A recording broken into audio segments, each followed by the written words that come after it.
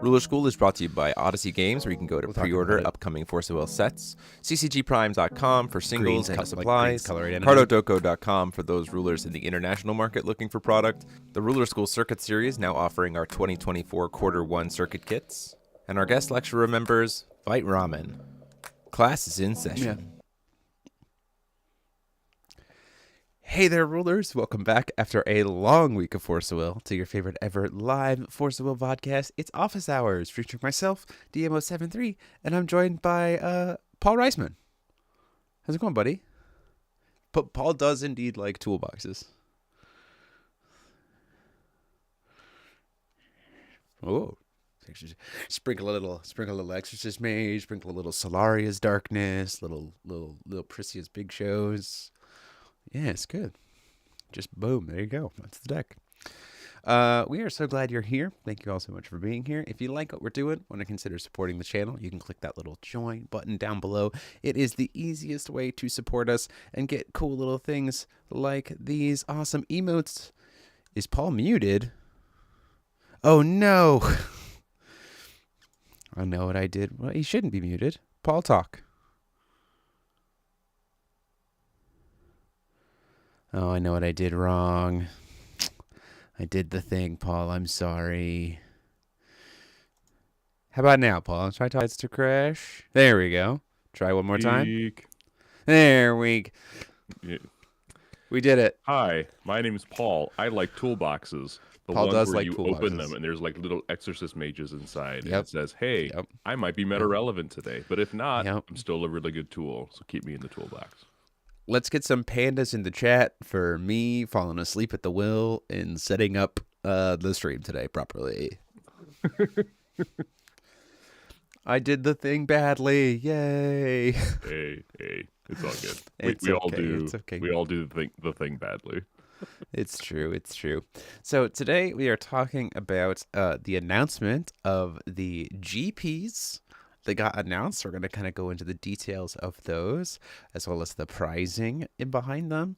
And then we're going to have a conversation with you guys about what we think the current meta is, because the first GP is going to be in the current meta. It's going to be Pilgrim Memories meta, and I'm very excited to talk about it. Kind of share some thoughts out there, and talk about what maybe where we would maybe kind of start if we were doing tournament grinding, because we don't, but we kind of talk about it anyway. Yeah. So let's go into some details here. We got first off, if you haven't, you're already looking at it. This is the next quarter's circuit kit mat, which I'm very excited to be able to show this off. I'm very excited for this artwork. It's going to be fantastic. Can't wait to do that. We had 15 kits sent out for wave 1. I would really love to hit 20 to 25 kits for wave 2. That would be awesome. So, talk to your stores, talk to your play groups, think about it. But let's talk about the actual just full-on details of the events. Let me pull up this image here real quick. We got 5 events this year, which are a blend of 2 in-person events and 3 webcam GPs. So April 13th and 14th, we're going back to Northfield, Minnesota. The usual spot. We're back in the ballroom, the big ballroom. I really like that venue. June 29th and 30th, we are in Caseyville Community Center, also a wonderful venue. Good to be back there. And then we've got 3 online GPs, May 18th and 19th, July 12th, or 13th and 14th, and August 17th and 18th. We will be streaming 4 of those 5 events here on the channel. We will not be streaming the one in May because that's my anniversary weekend. So love y'all. Love my wife more. So it's a little bit of a bar. Don't worry about me. I'm just dying. It's fine. It's a little bit further of a bar than that, I think, Paul. But Paul and I will be at least Minnesota together, and the online ones together. And maybe I can convince Paul to come down to Caseyville this year. Maybe. Really Paul. I will have to look at my schedule. Well, you do have until June. So I've given you some time. You can do it. Oh, you put this together. I You did. put the I you did. put the GP I schedule did. together. That's I good. That's didn't. really nice to I know, man. didn't. But I didn't. But you have plenty of time to be able to put this stuff together. Looking forward to seeing people. First off, one thing, we'll go into the individual promos in a little bit, but all of these are going to have, as far as we can tell, full paid invites to first place, as well as second and third place getting unpaid invites to Worlds. So Team USA is a maximum of 16 players this year, because Paul Martinson already has his GP invite from top rating Worlds this past year. We also know that Worlds is going to be back in Tokyo this year, October 26th and 27th. We don't know the venue. We just know that it's back in Tokyo, which is going to be exciting. This is awesome. This is a pretty good spread. 5 events leading up to Worlds, an event literally every month, April, May, June, July, August. And then we have a month, September, we'll have a month to kind of like test. You'll have about 2 months essentially to test the format leading up to Worlds, which I think is a good amount of time to kind of take a break and prep for travel and stuff. And then we have Worlds in the end of October. So pretty dope. Pretty good season. Yeah. Yeah. And I know that people were excited. You know, we're really hoping for the blend of in-person and online events. So it's good to see that the company is still really sticking to that as well. Mm-hmm. So, Yeah. yeah. But let's talk about prizing, shall we? Oh, yes. Let's do it. So, first, here's what we know so far. Everybody who signs up is going to be getting at least this True Blade of Spirits promo, some other promo, and more, whatever that means. The True Blade of Spirits is kind of silly to be getting as a promo, but it does look very nice with how long that card sat on the ban list. Even though we thought it could come off for a very long time. So they're like, we're sorry we kept it on the ban list so long, have a promo. Which I think is fine. The one that everyone's really excited about, though, is the top 64 promo, which I would really like us to like have that be... Oh man, I gotta pull the image up because I accidentally saved over it. I gotta go find it. That's me. I'd like that to not be just everyone who shows up. I would like it to actually be. I'd like our events to hit like 100 players this year. I think that would be nice. I think the in-person events being 100 plus would be really, really nice. I'd really like to see that. And save image. I'm going to save. The next one for the top 64 players, at least for the first event, Caseyville, is Split Lumia from Rebirth of Legend. What a choice. This is awesome. This is such a sick promo. People have been asking, you know, when it didn't see a reprint, despite other Split cards getting reprinted in Pilgrim Memories. You see string finagling in the background. Woo! Like, yeah, you can see it in the background here because my other screen. You can be like, what am I doing over here? Changing my screen, trying to go find the other thing. We're doing this live, folks. We're doing it live. So, like this is just a sick promo to be able to get into people's hands. It's a sick card to be able to get more copies into the world of it. It does kind of, hear me out. It does kind of make me think that if there's an alternating top 64 promo, that the other one is probably going to be Priscia's Big Show, which would be nice. Because typically we have like alternating back and forth top cut promos, which kind of makes it weird with only 5, because that means that like it'll be impossible to get your full playset of both. But also like kind of cool for the secondary market in that sense, that they'll kind of hold value because people will be wanting to finish their play sets. It's like this weird cat and mouse balance. But I would not be surprised seeing that this is one of the top 64s, that if it's an alternate, that Prisia's Big Show doesn't see our second one, because that's the other Rebirth of Legend split card that like we kind of expected would get a reprint in Pilgrim and then didn't.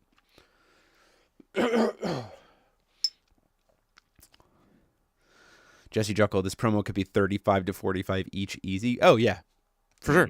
100%. Absolutely. Oh yeah. If not a little higher, because Lumia stands do exist. And also, like, this card is suddenly, it was already good. It was already finding its way to sideboards based on matchup. And then Crimson Wolves entered the format consistently. And this card suddenly was like, oh, answer. I don't want this to continually be reanimated over and over again. I'm just going to remove it from the game. So, something to consider there too. Maybe Persist Big Show will be a Wanderer promo down the line for sure. Yeah, I mean, it comes down to if they're going to alternate between two promos over the 5 events, or if it's just this one set for the top 64. 100%. I'm just glad we have like a proof of concept, right? Like we can get alternate side. Alt art split cards. How do we get alternate art split cards? And this is a proof of concept of that. Yeah, and they look really nice. They look really, really nice. This artwork's very cool. I can't wait to see what the foiling looks like on these. Although I do like the fact that like Rebirth of Legend foils have texturing to them, and I don't imagine this will. I don't think the artwork necessarily lends itself very well to texturing in general, but in general, it's nice to get this card back into its circulation, and it's in a second way. Here's another possibility too, because people will forget, but maybe like a year down the line, we might see this as a box topper for like. It's also true. Another. I hope not for a bit. But I could see it becoming like a Memoria collection box topper, right? Because we've seen that with Moonshade, we've seen that with the Dark Alices, we've seen that with the duets, right? Like a non-foil version of this as a Memoria collection box topper is certainly possible, which is great. More ways to you want get these original ones to like have room to breathe and let the market sort of like absorb them a little bit before you introduce another copy. But I can see this coming as a box topper. It's gonna look really nice. How I look at a lot of the promos, yeah, for sure. And then we do have this got updated right before we recorded. The top 32 promos are Uber versions of the super rare skills from Clash of the Star Trees: Virtuous Crusade, Burning Storm, or Burning Rush, Enchanting Sorcier, Deathly March, and Wild Conquest. It was originally Stepping on a Cat's Tail, the cancel from Maya, but it got updated literally right before we started this podcast, and they said, whoops, it's actually this Wild Conquest instead for the top 32. These are also sick. Yeah, they actually look like decent Ubers, because I famously hate Ubers. But the ones like Enchanting Sorcier actually look pretty decent. They look more like the Gate Ruler Uber versions, which I really do appreciate. Also, Deathly March is, it's got like that's like Fox level good. Yeah, it looks really fantastic. Really nice. It looks really, really nice. So top 32 players will certainly enjoy that. It does make me wonder though, because they had as I die. It does make me wonder though, because of the fact that we've seen the Stepping on a Cat's Tail Uber, if next event would be different skill Ubers for all 5 of them, right? Like we could see like Stepping on a Cat's Tail, Burning Storm, Sudden Fall, the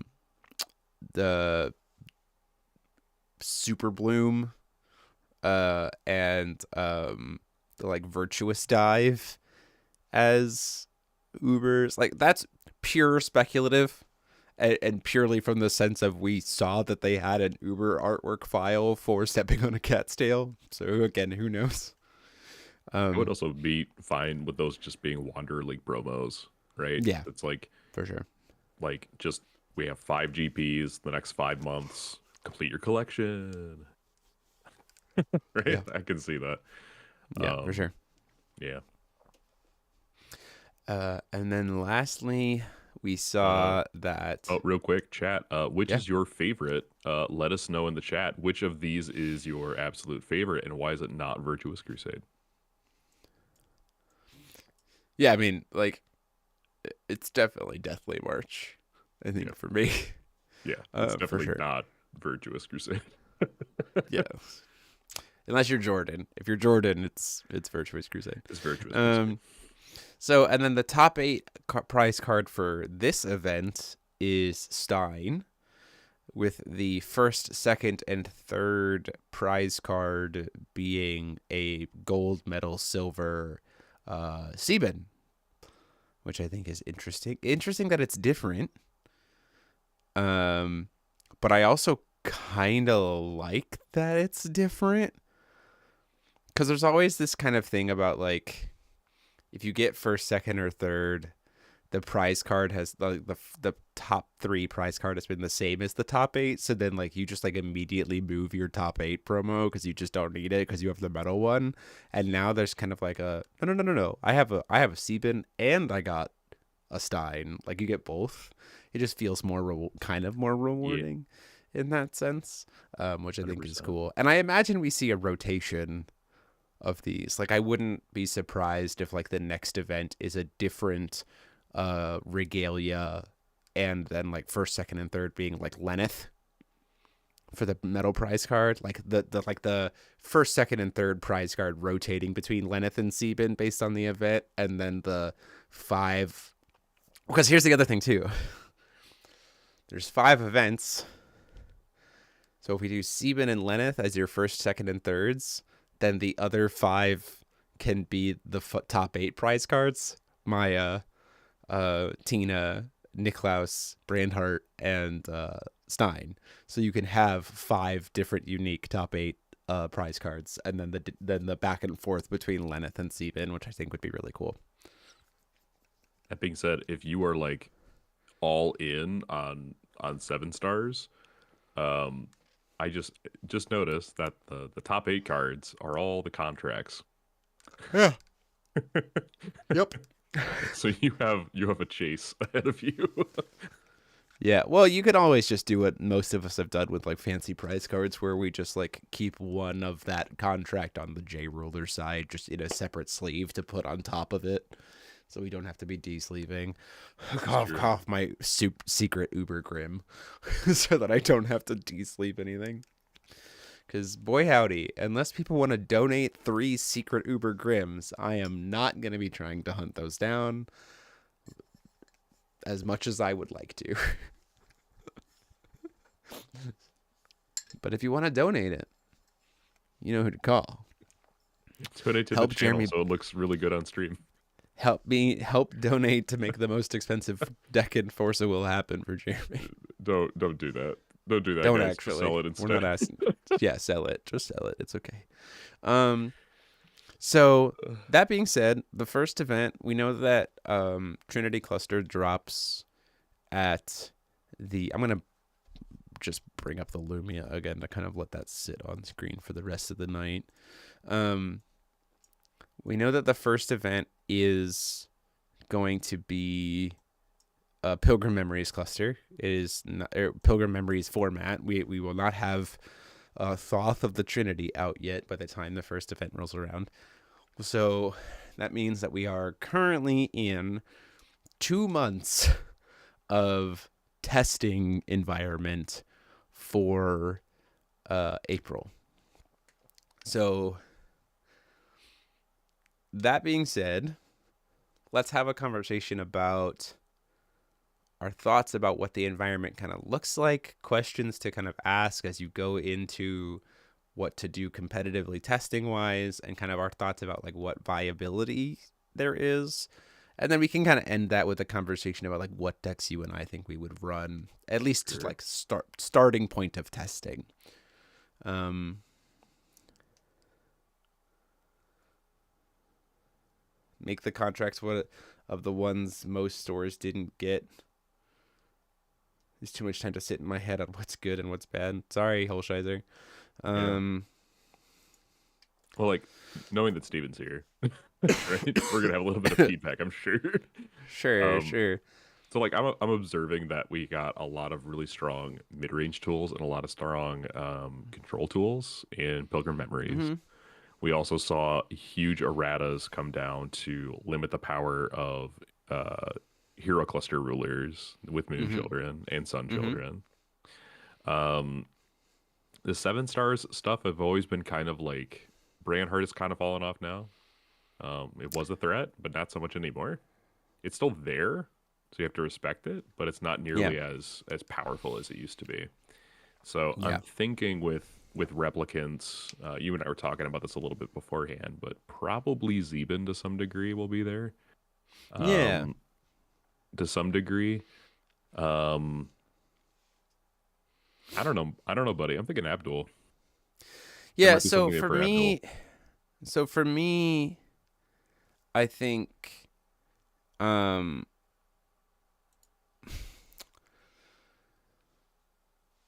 there's two. When I would be sitting down to testing right now, there's 3 questions that I have. I think before I sit down with any kind of deck, or like to be like I have to be able to answer these questions on the affirmative before me to be considering putting it in a deck I'd be willing to play. And that is, what is my answer to early pressure from wolves? Like, Hmm. what is my crimson wolf? Not little red. Like, don't get me wrong, little red is very strong. I will die on the hill that if little red did not have crimson wolves, the deck would not exist. Like, sorry. Like, it is crimson wolves that gives little red a big chunk of her power, right? So 100%. question number 1 is like, what is your deck's way to deal with the pierce of these strong opening lines with crimson wolf? That's question 1. And if you can't answer that, or if the answer is my deck can't, then I think that becomes like, well, that's not what I'm going to try to bring into this environment, right? Um, because that deck is like easy to build and kind of straightforward. So it's definitely something that our newer players are gravitating towards. And this is a season where like we have enough time where a newer player could still definitely try to make it to a Grand Prix. So like a newer player might just be bringing wolves, right? Yeah. You just have to kind of accept that fact.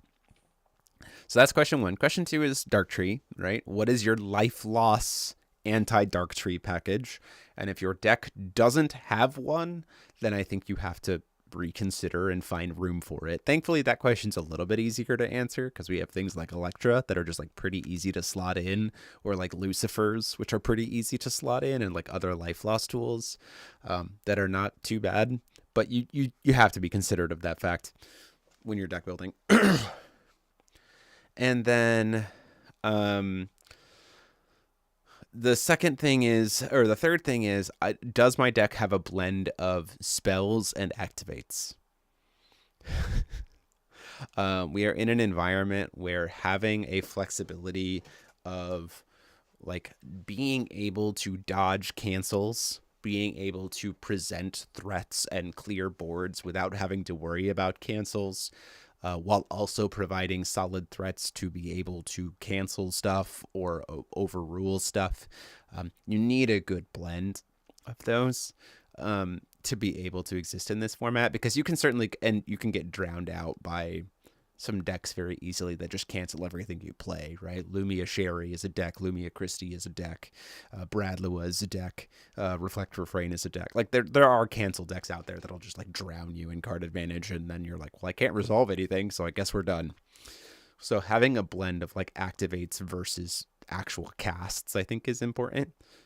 And then how you deal with additions, because additions are really really big in this Still format. really good. Like the most powerful cards of Pilgrim Memories were the additions, like hands down.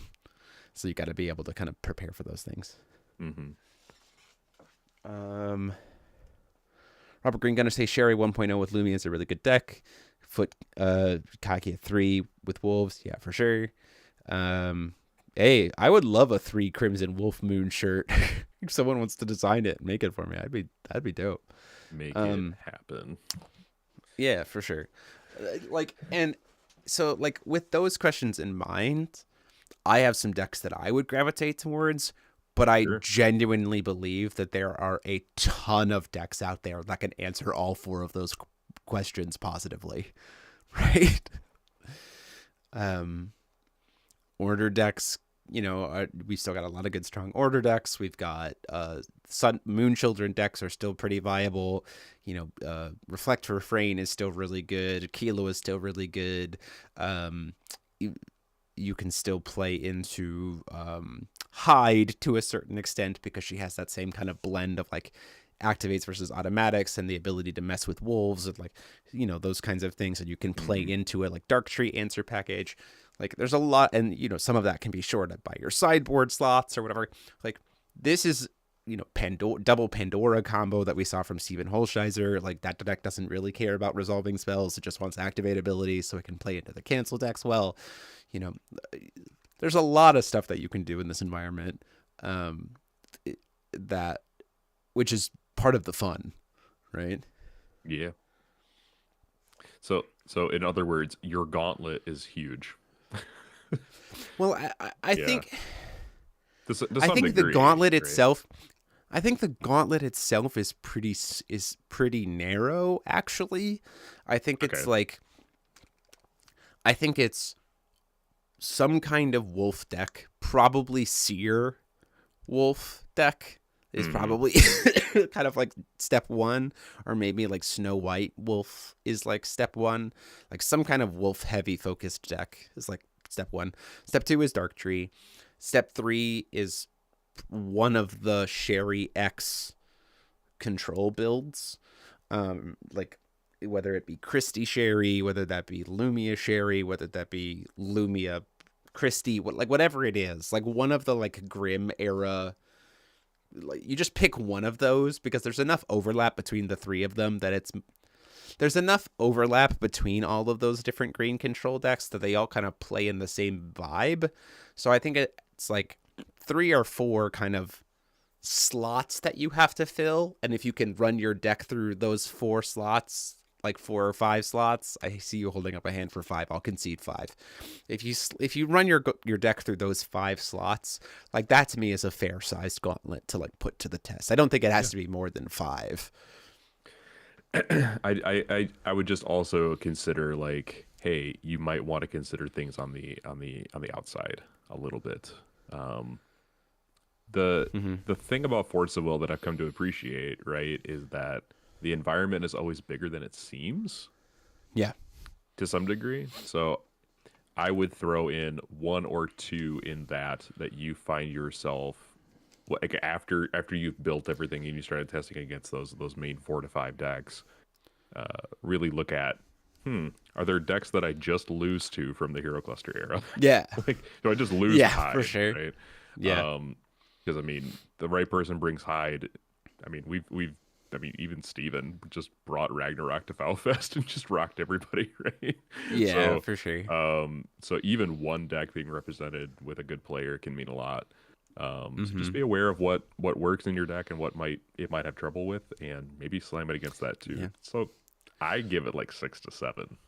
Yeah, Rustin brings up a good point here. Like the meta is diverse enough that just planning against the top tier might land you in a poor matchup against a rogue contender. Tyler Tompkins, who has is one of our locals, a very, very good player. He has this like running tier list, and I feel like lately his tier list has gotten to the 0.25s. Like it used to be like tier 1, tier 2, tier 0, but it's now like tier 1, tier 1.25, tier 1.5, tier 1.75, tier 2. And it's like, I don't know, somewhere around like 20 to 25 different rulers like among that spread. And that's just what we've seen like out the get, right? It'll be Hmm. interesting to see. Converging Wills has their event on March 16th and 17th. You should definitely go check that out. That's going to be a good event. That's going to give some great data. Nico Bros Store is running like a 3-week long tournament on their server that's in this current format that's going to give good data. The Ruler School Circuit events are happening in different locations, and those are going to get good data. Like, there's a lot of good stuff to be experimented with. How to win, find decks that do unfair things. This Fundamentally. is fair. It's fair. Um, but I think there's so much good interaction in this environment right now that, like, you can find a deck that does an unfair thing, but, like, you can. I have yet to find an unfair thing that can't be stopped. Like a consistently safe unfair thing. Like, that's the piece of it that you have to, like, this is going to be a format that tests player skill a lot, both in creativity and deck building, in preparedness for the meta, and in, like, actual piloting. Like, this is gonna be a really exciting format to see going up into the GP season. Yeah. So I'm really curious to see, because it admittedly, like, our tournament that we just did over Discord was Grim only. So yeah, how viable that is in terms of, like, are these decks even convertible into like a main sure, event sort of thing where everything else sure. is? I'm not entirely sure. Plus the numbers are a little whack, so I don't know how much money I'm gonna put into it. But um, there were some really wild things, and I'm Yeah, wondering how yeah. much like hard control is gonna be showing up at the event. Um, that's what I'm curious about. There's a Wolves lot play of really like good at that. there's a lot of just really unexplored space in this environment. Hmm. And we're going to get, because the GP's in April, we are going to get a pretty solid chunk of data from very skilled players all over the world. And I would not be surprised if we saw a continued trend of like 6 to 7 very different tempo value style decks in every top 8, like just like very different deck building win con approaches, ruler breakdowns, everything else. I would not be surprised if we saw that in every top 8.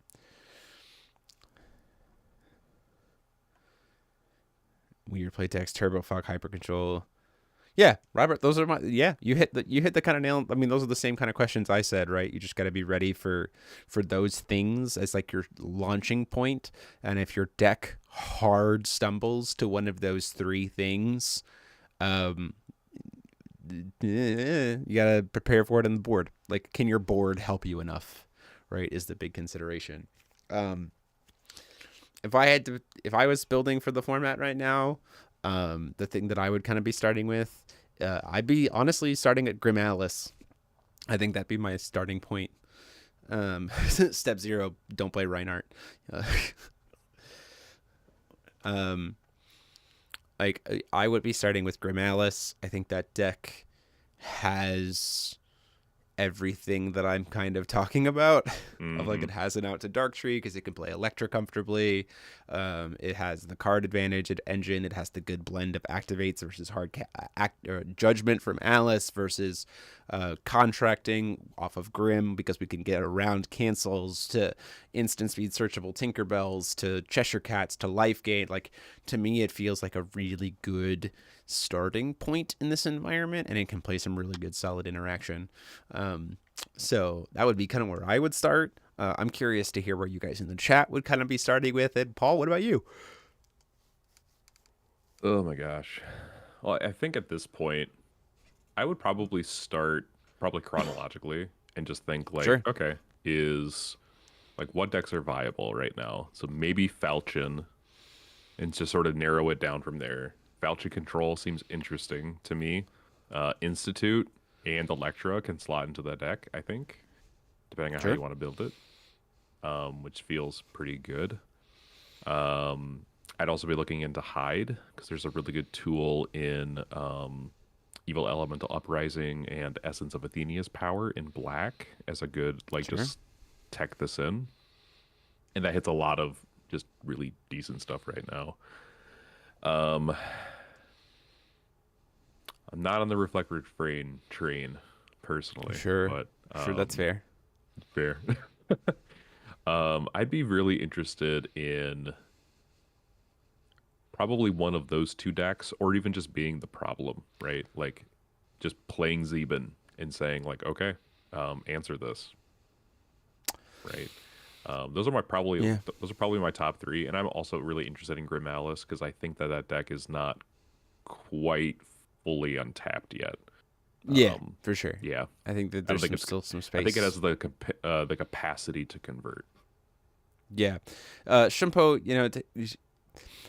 in my playing games as Grimalis, the amount of times that I actually pay life into Crimson Moon Fairy Tale to produce will is not a lot. I do it on occasion, but mainly it's more like I gained life, and so now I will just burn it into Crimson Moon Battle like Fairy Tale. I don't typically use it proactively. It's more like, well, I already did some life gain. I see your point though. I do think though that Grim can very easily like outpace paying for its own life to just kill Darktree. Because of it has access to things like I can just use a never end. Here's the interesting thing in Grim, you can just get Electra whenever you want and just end the game. Like I can just get it because I just Hmm. use never end to make my whole deck of Fairy Tale, search for Electra, and then cast it. And then you know what I mean. So like the ability for Grim to be able to put Darktree on a clock, I think, is pretty relevant in the testing for that environment. But it's something to be explored. Regardless, though, I just really enjoyed the deck, and I'm not playing for invites, so I could be absolutely wrong, and I'm going to keep playing Yeah, Grim Alice and having a great time with it. yeah. This is all just foul theory. This Um, is all just foul theory. yeah, Roar of Dark Blessing, interesting stuff there. I was wondering if there's like a Sunchild ruler that has any sort of potential. Um, I thought of Olga first, so I'm not entirely sure. Um, Definitely some sort of wolf deck. I will say this too to the Yeah. Roar of Dark Blessing decks. I also think Grim Alice plays really well into that deck too. That deck draws a million cards off of almost nothing. Um, because Judgmenting Alice is a free card draw every turn. So you can very easily just be like, I'm just gonna keep Judgmenting Alice over and over again and replenish my hand. So, or they'll just like pitch a Crimson Moon battleground, a Crimson Moon Fairy Tale to go searching to proc Dark Alice in response to your Roar of Dark Blessing, and then they'll pitch. And then the next turn they'll just Judgment Grim and then start cycling that way. You know what I mean? Like you can tell what deck I really enjoy. Like pretty telegraphed. This is the deck I would take. Yeah, for sure. Yeah. But like I absolutely could be wrong. I'm fully prepared to be wrong, and I have actually been pleasantly surprised by the matches that I've been playing. Um, I played in the OLS this week for the first time in a very long time. I had a great time with that. Played some really good games. Um, and like that to me, I think is the best part about this environment is when I've been playing my matches with the decks that I've been piloting, as long as I can answer those first three questions, even if I lose, the games have been great. You know what I Y- mean? Like I feel like I'm truly playing like a really solid game of FOW, and I don't mind losing because the game itself was a ton of fun. And so that's one of my favorite parts about this environment, both competitively and casually, is that like as long as I have those three questions kind of thought out in my head, every game has been a blast, win or lose. mhm. Just makes me really sad that I have to continually deconstruct and rebuild multiple decks every single week because like just like I didn't want to take apart Rhea Station because I had so much fun with that list, but I had to tear it apart because I only have so many sleeves and so many deck boxes, and we got to build more stuff for the channel. Yep. Grim Alice Yep. Yep. though, Yep. that one's staying sleeved. That one's staying sleeved Forever. forever. Forever. Forever? Notice how I didn't say Olivia. That's true. I did notice how you didn't say Olivia. I was proud of you for that. Now, I if was I'm proud just of you going to for. have fun, we're playing Olivia all day, Oh yeah, for sure, 100%. and we're losing. And I'll play Raya Station all day for sure. That'll be the. Yeah. When it's time for the GP, like if people don't need to borrow cards from me, I'm bringing Grim Alice, I'm bringing Raya Station, and I'm bringing the Cube, and I'm gonna goof the fuck off Heck all yeah, weekend man. long. Heck yeah. Like that's just gonna be what I do. I might bring, if I can get it figured out well enough and tuned well enough. I don't know how well this will do, but my fun deck right now is IU Olympians. Yeah, yeah, you got to get that recorded for me with the extension rule. Yeah, I do, but it ended in a tie. So I'm like, Then you nope. Try yeah, again. yeah. It was against Jordan though, and he was playing his water station version of that. Oh, okay, So interesting. it was actually a really good back and forth set of games. So that's why I'm like, Cool. But that's what I'm talking about, right? It's like all of my games have been so fun lately. I've just really been enjoying it. It's just been really good. yeah. What do I have on the docket for feature match this week? Oh yeah, um, I have Nyarlathotep, like Order Nyarli versus K1 Abdul. So that's my feature match for this week, which is that was a fun match. That was a fun match. Hey, there he is. There's our boy. Um, I will say one of the most silly little things of this entire format that's just like an interaction where every time it happens, I'm just like, huh, that's really neat. Not sure that I like that that's happening, but it's pretty neat. It's people playing Magic Stone Dance of Chaos and hitting Wolfstone off of it. I'm just like, that's unfortunate. Magic Stone Dance becoming a real card. Yeah, that's true. Uh, Order Gnarly does fill out some of the red aggro space a little bit. yeah, Veer with ordinarily no does. Aspiring Diva and no Rain of Snakes. No, thank you. Um, I don't even know if that deck is playable without those cards.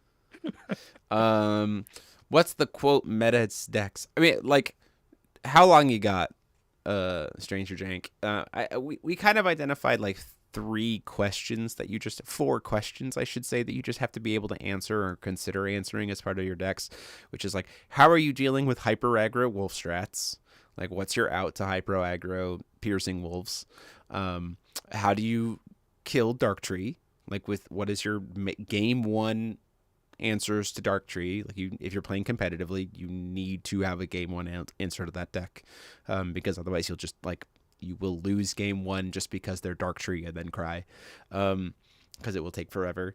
And then how do you deal with like the hyper heavy controls, which is like the question of do you have a good blend of activates versus casts, and or like judgments, like alternatives to casting cards, right? And then the fourth question is how do you deal with additions? Like those are the kind of the four like pieces of the checklist to kind of go into when you're considering deck building in this format. 100%. 100%. You're taking credit for the Magic Stone Dance combo. I don't think you have to. I think everyone saw Magic Stone Dance, like knew that that was what was going to happen. Jordan, I love you, but I don't think you can claim that. I'm gonna give that one to the R&D team. Jeremy, have you heard anything when we were getting Q&A from the company? Other than the fact that I am telling them that they need to release it ASAP, I have not heard anything. Hopefully soon, because I know there are still a lot of questions. So, but yeah. Heard. All right. Heard, chef. Heard. But yeah, this format's like super fun. And like there's like some kind of viability in like kind of every color. Right? Like white, blue, like the Grim deck is like white, blue, like barely plays any green. You have like hard control decks with like Lumia. Are you playing a heavy green Grim build? No, I'm just saying like, oh, look at that. We finally got to a point in Force of Will where you don't need a lot of green. You You can just play need a heavy green. blue. You can play a heavy green control. You can play a really red build. You can play. Min won the OLS with like the truly silliest little like. It was like the epitome of, oops, this caught me by surprise, and so I lost.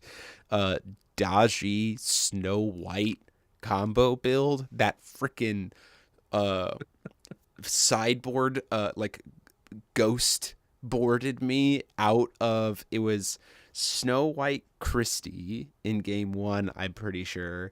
And then game two, he boarded out Christie's into Snow White or Little Red Riding Hood and four Crimson Wolves in game two. And arguably, like, that was my mistake. I saw a Wolfstone in game one, so I should have known that there were wolves because he didn't play a single wolf in game one. And so I should have expected that, like, oh, wolves are probably coming in game two. And so that was like for me, but it was truly like I got apple rouletted because he removed every single card out of his deck that wasn't an even, and then apple rouletted so every single card would hit me. And I went, oh, okay. Like, that was cool. I didn't care. It was fine. There you go. Like using Really like here's a cute thing, using before recovery, using Chivalry's Tears to target your Dodgy, to then have Dodgy kill itself, reanimating off of the Chivalry's Tears, procking Basket of Apples, and then recovering. I was like, what? Would not have thought of that. But like that's what I'm talking about. Like even when I lose, the games have been fun and people are getting creative and I really like it. Interesting. 19 or 21 players yesterday for locals. We had 12, we had 10 this past week at locals for Odyssey, and we had new players. I think we had 3 new players, and we had people who normally show up who were not there. So like it was awesome. Yeah, game's great. It's like prime time to like introduce people to the ridiculousness that is this format, and like just fun stuff. Yeah, Easy like, on ramps too. kudos to the company for not just making a set that's like, oh look, grim stuff. Oh, it's actually good. Oh, okay. This is actually Yeah, okay. yeah. My For favorite sure. decks are actually viable again. Got it. Yeah, for sure. Like my K1 Abdul build is like, I've really enjoyed it, but like I know out the gate that its biggest weakness is go wide aggro. But like even against like regular versions of like Crimson Wolf decks, like I have outs to that. I had to do some tweaks to it, and then like if decks get too go wide aggro, I have a hard time with it. But like every deck that I've played or played against has like a very clear, I can see where you would have a hard time in the environment based on matchup. Like I haven't found the perfectly safe build yet. And I don't think there is one, which is part of the fun. It makes GPs more exciting because it's not just, oh, I just pick the best deck and then go into it, because there really isn't a quote unquote best deck. It's no, you got to play well from deck building to tech to pilot. Like you got to truly, from beginning to end of this tournament, prep to finals, you have to be on your A game, which I think is really cool for really showing rewarding good players, which is nice.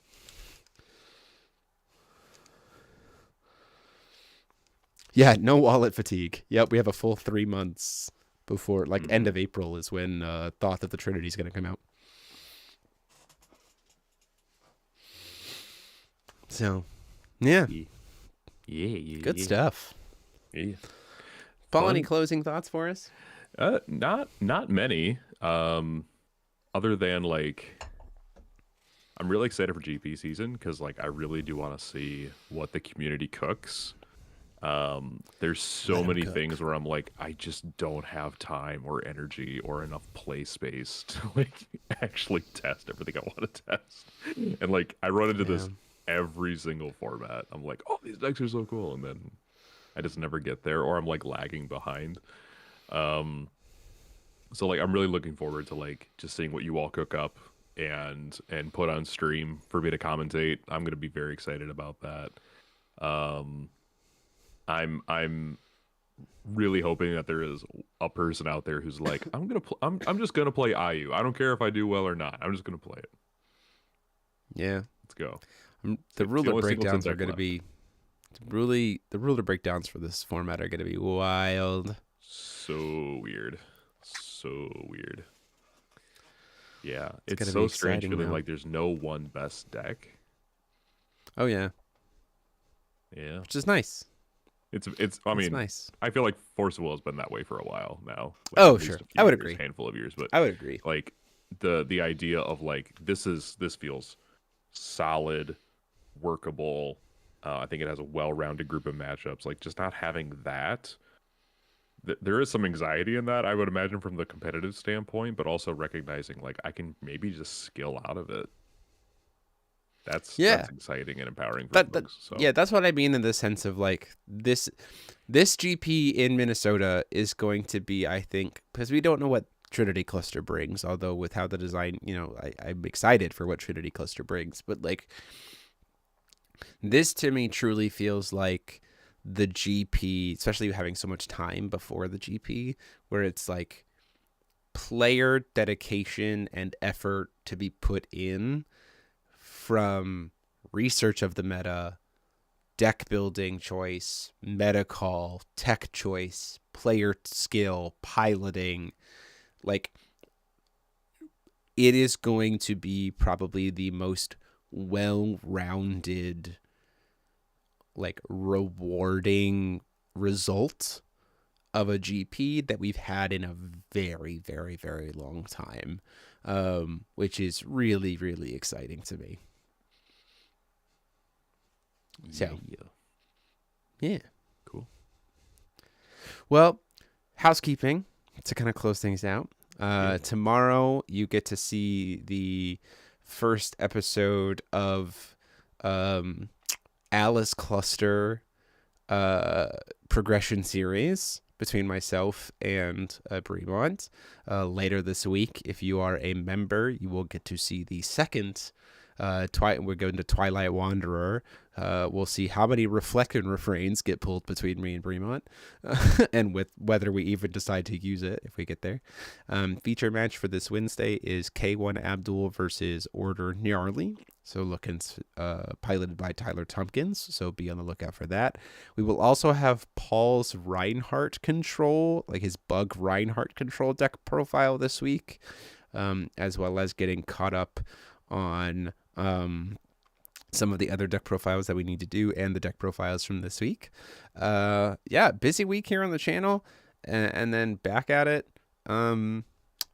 Back at it next week with more office hours and stuff as we prepare for even more GP news. So thank you all so much for watching. And until next time, this has been myself, DMO73, and I've been joined, as always, by Paul Reisman saying, class dismissed. In that toolbox, there's a little bit of something called setting the stage for Providence. Oh, that's true. And I mean, that's to be super relevant right now, but you can just put it back in there, and when it's relevant, Falling into the cracks of time. falling into the cracks of time is also a nice little thing you can keep in your toolbox. For sure. Bye, everybody.